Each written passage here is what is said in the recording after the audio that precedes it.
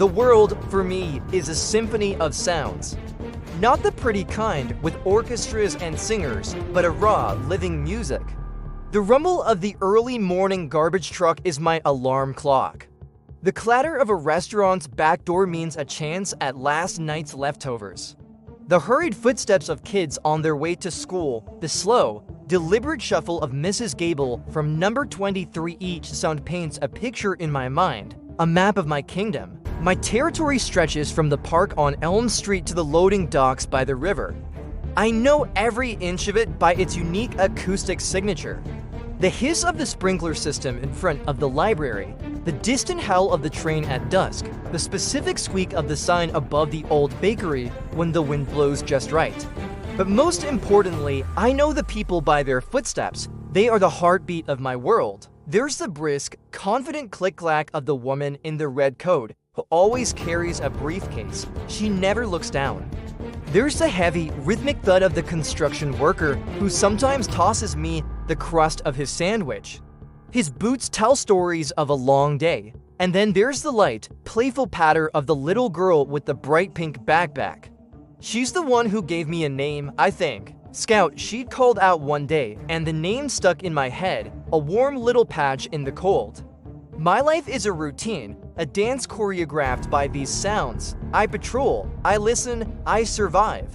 My bed is a nest of discarded newspapers behind the diner, warm from the kitchen vents. My meals are a matter of opportunity and timing. My companions are the shadows and the echoes of the city. I am alone, but never lonely. The world is always speaking to me. One evening, as the sky bruised from orange to deep purple, something felt wrong. The usual symphony began to thin out. The evening rush hour, a chaotic crescendo of car horns and overlapping conversations, faded much too quickly.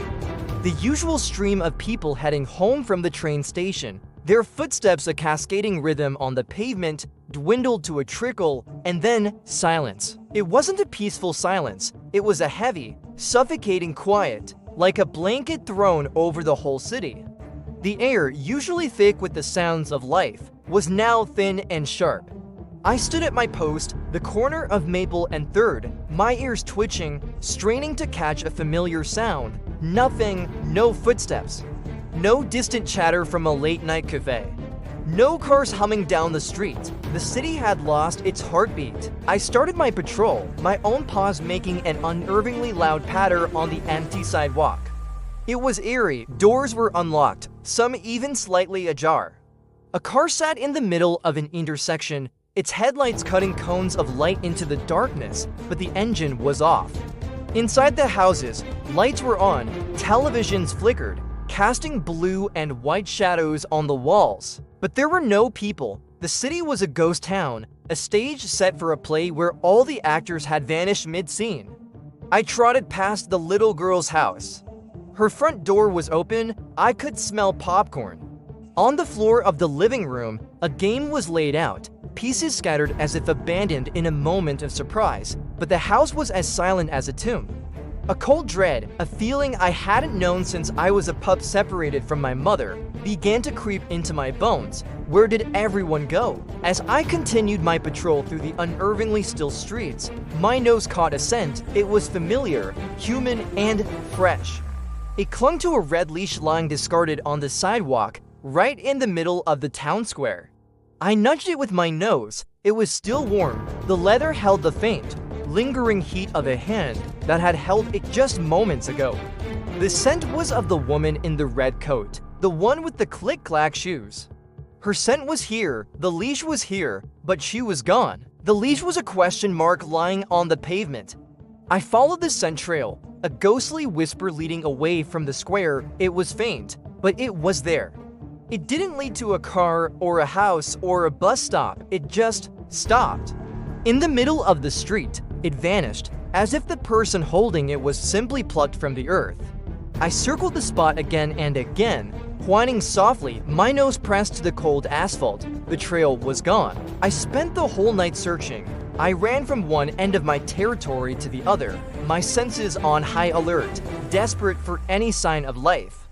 I peered into silent shops. I barked into empty alleyways, but my calls only echoed back at me, mocking the emptiness. The city I knew, the world defined by its constant, comforting noise, had become a hollow shell. I felt a profound loneliness, a stark and aching void where the symphony of humanity used to be. As the first sliver of dawn painted the eastern sky gray, I was exhausted.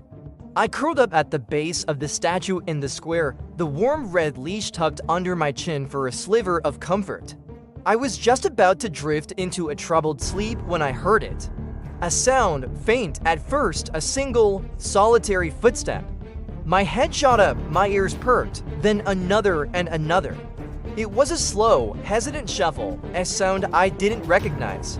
I rose to my paws, a low growl rumbling in my chest. The footsteps grew closer. A figure emerged from the morning mist, a silhouette against the rising sun. It was a man, elderly, wearing a hat, walking with a pronounced limp. Then another sound joined his, the brisk click-clack of the woman in the red coat. She appeared from a different street, her face pale and confused. Then came the heavy thud of the construction workers' boots, then the sound of a family, their voices a low murmur. Soon, the square began to fill, people were returning. They appeared from alleys, from behind buildings, from thin air it seemed. Their faces were blank, their eyes wide with a shared, unspoken confusion. They looked at each other, at the silent city, as if waking from a dream they couldn't quite remember. The heartbeat of the city was returning, one footstep at a time. The symphony was reassembling, note by note. The people were back. The noise, the life, the chaos, it was all flowing back into the streets. I should have been relieved. I should have been happy. But as I watched them, a strange feeling washed over me. The woman in the red coat walked right past me, her eyes looking through me. She didn't seem to notice the red leash lying at my paws, her leash, the one that had been her last connection to this world before she vanished. The little girl with the pink backpack ran past, laughing and chasing a pigeon, but she didn't call out my name. It was as if the previous night had never happened for them. It was a lost piece of time, a silent chapter only I had experienced. I watched them reclaim their world, their sounds filling the air once more. But for me, something had changed. The music was different.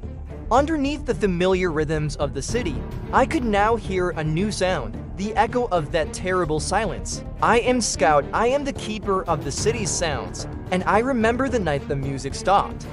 I lie here at the foot of the statue, the forgotten red leash still warm beneath my chin, and I listen. And I wait because I know that what vanished once can vanish again. And I will be the only one who remembers. Thank you for listening. If you enjoyed this story, please like, subscribe, and follow for more.